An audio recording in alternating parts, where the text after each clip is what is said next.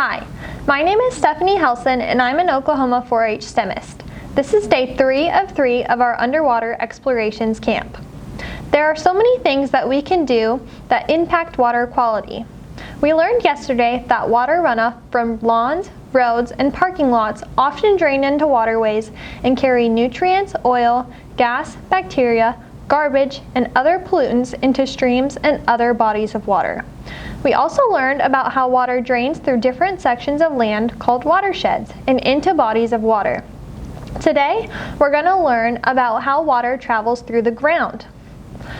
Below the ground is a series of rocks that act as a sponge for groundwater, soaking up water and holding it in many crevices and grooves.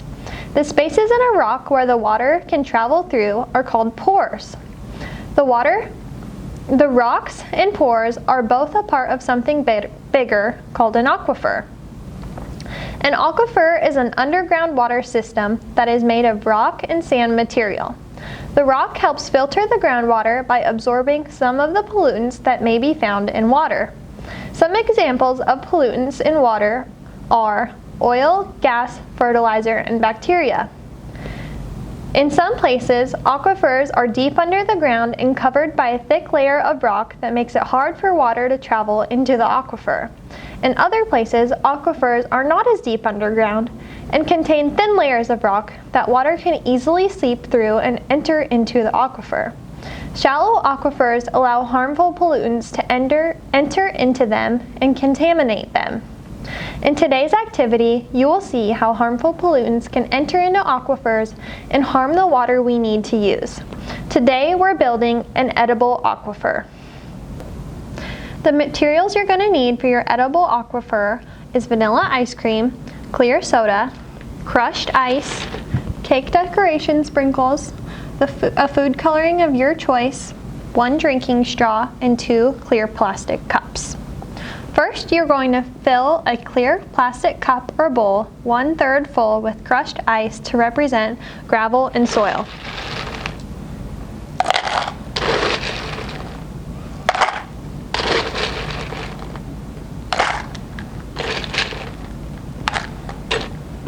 Add just enough soda to cover the ice.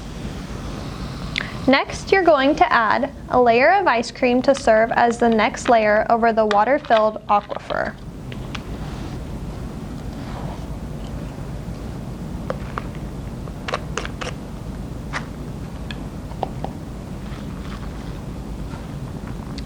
Then add more crushed ice on top of the ice cream layer.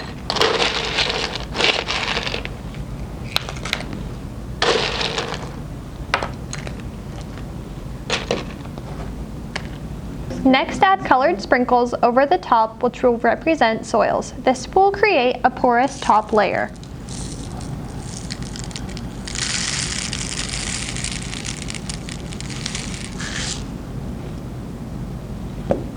Now, add food coloring to your soda.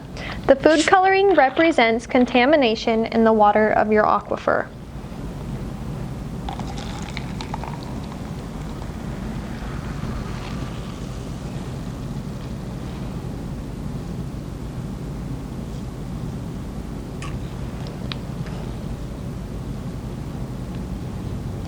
Watch what happens when it is poured on top of the aquifer.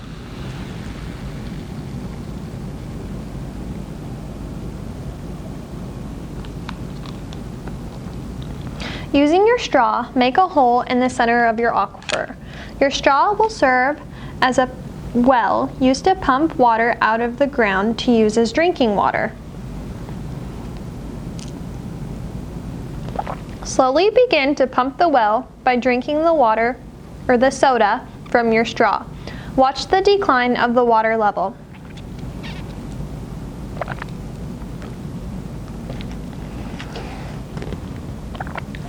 Notice how the contaminants, the colored water, can get sucked into the well area and end up in your water. Now recharge your aquifer by pouring more soda over the top. This represents rain falling back into the aquifer.